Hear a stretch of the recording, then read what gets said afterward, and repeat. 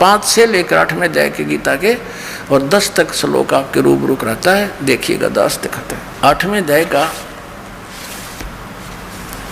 अब यहाँ 5वां श्लोक है।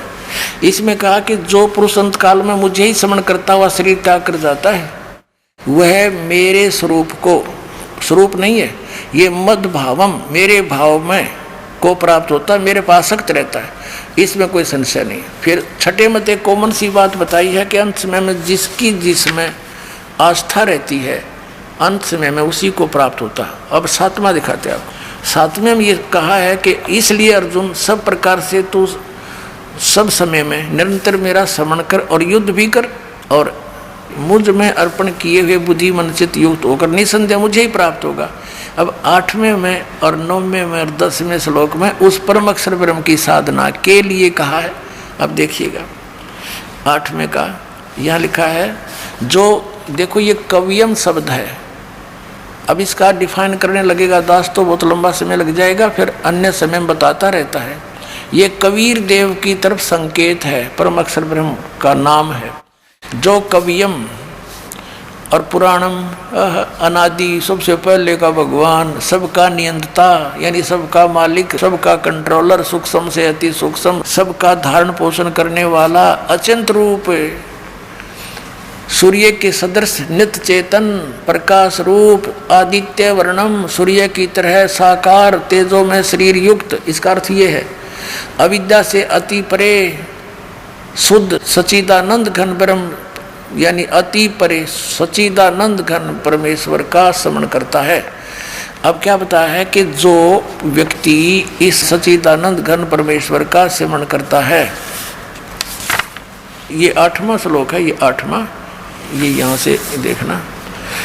हे पार्थ, ये नियम है कि परमेश्वर के ध्यान के अभ्यास रूप योग से युक्त, ये ध्यान नहीं जानते ना आपका छोड़ दिया, अभ्यास योग युक्तेन, सुरत और शब्द के अभ्यास में जो रत है। सुरत पुण्यात्माओं, ये राधा स्वामी वाले धन धन सतगुरुवान वाली सुरत शब्द नहीं है। ये कान बंद कर कर धुन को उसने सुरत शब्द कहे थे।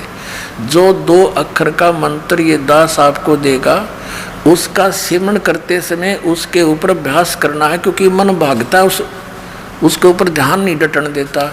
तो सुरत को उस शब्द यानी 2 अक्षर के उस मंत्र पर अभ्यास करना है, उस पर रोकने की चेष्टा करनी है, इसने भागन नहीं देना।